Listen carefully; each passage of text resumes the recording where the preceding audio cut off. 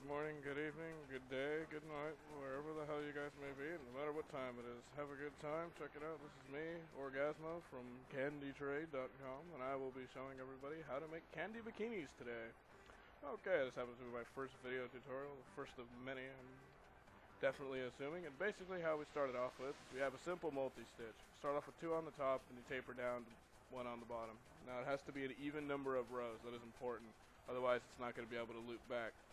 Now, my particularly chosen color configuration is pretty complicated. I wouldn't recommend doing something like this, especially not for your first one, but hey, if you think you can do it, knock yourself out. Go ahead and try. And basically, just like the multi, you keep going up along, basically exactly like you're doing a normal multi, okay? Now, the real trick is once you get up to the top, you have to do something special with the string in order to get it to loop back and basically come off with a triangle, similar to this. Okay?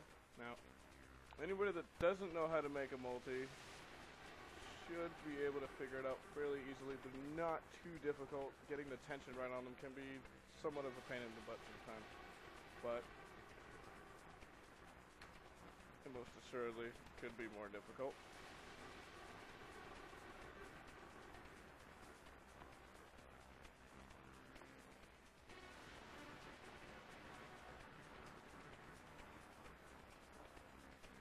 As you can see, I'm trying to keep it pretty tight as I'm going back up. It's gonna be a little loose until I'm able to really get all the way up to the top here.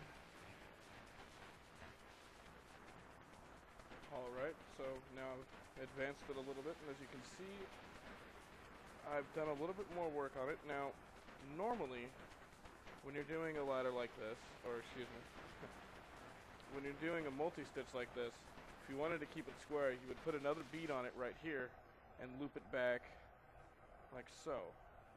Hence, that would keep continuing on the overall shape, and it would just keep on building back and forth, back and forth. However, that is not the object today. So, what we do is we take the string and we just run it through without putting a bead on it. So, the next bead that we would put on would be the one just on the other side of it. Much like so. And as you start going down, kind of start to create a triangular sort of shape. In case you missed it, what you do is you take it like so.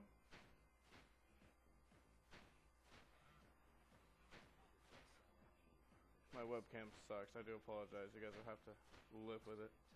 Okay. Now normally you would put a bead right here. But you aren't. You're just going to pull the string right through.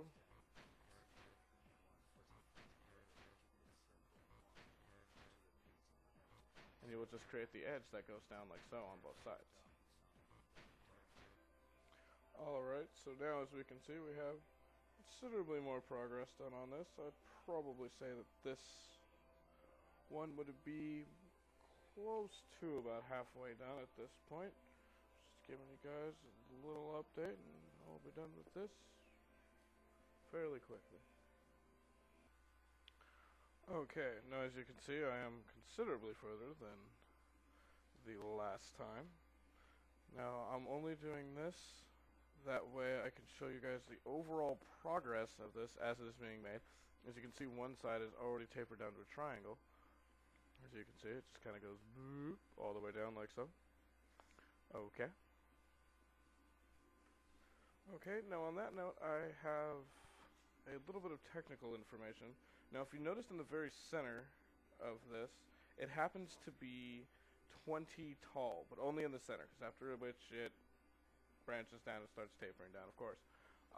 The reason why it's set to 20 is because this is made for someone who I believe is a 34C. Now, from what I can tell and from what I've made, 20 tall works perfect for Cs. Obviously, you know, adjust accordingly.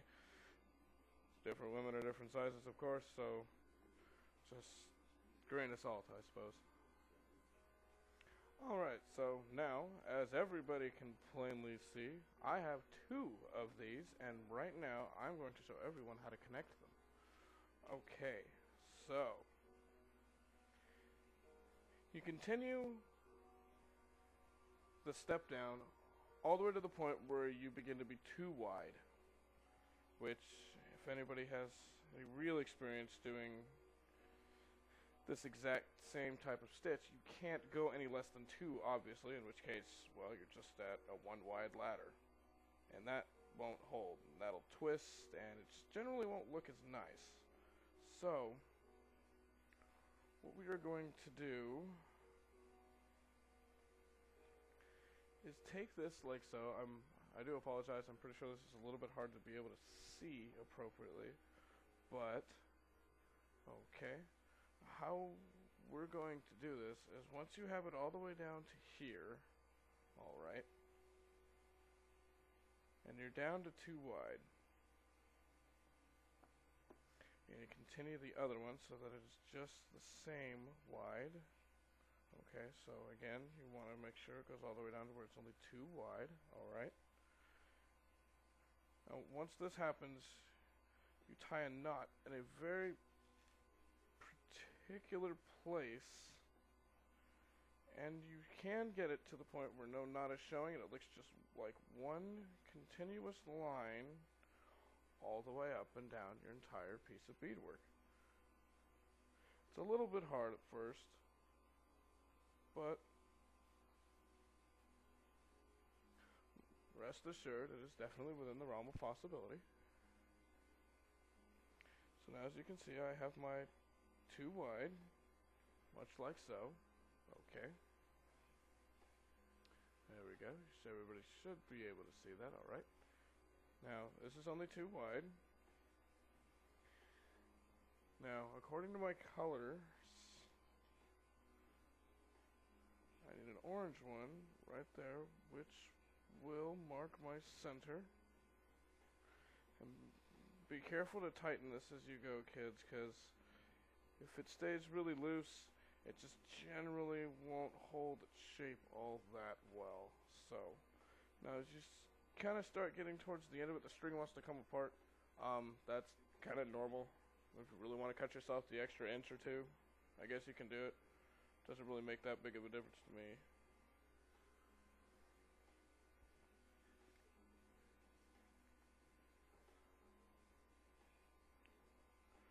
Okay, now, upon second thought as I'm doing this, I'm just going to go ahead and, well, no, I definitely take it back.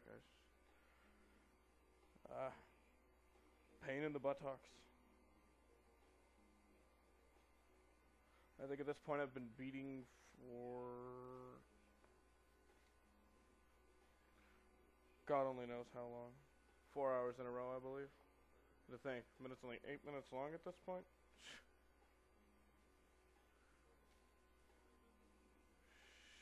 Shoo-wee.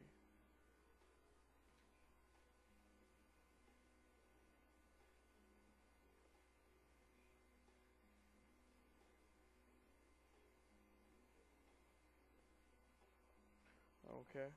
Actually, I'm not going to go ahead and do the orange in the middle because, fortunately, I do not believe that I need it. Now, here's where it starts to get a little bit complicated. Okay? Now,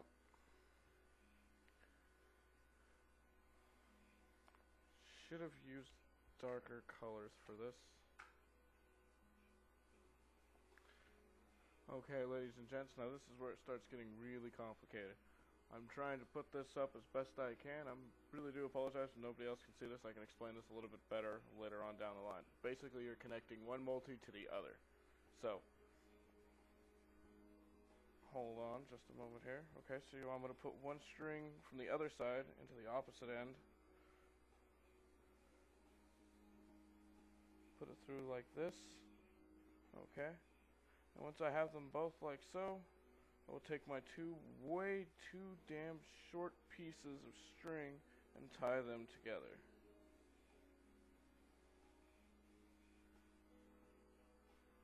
Okay, now when you're done, your bridge should look like this, and apparently I've run out of time.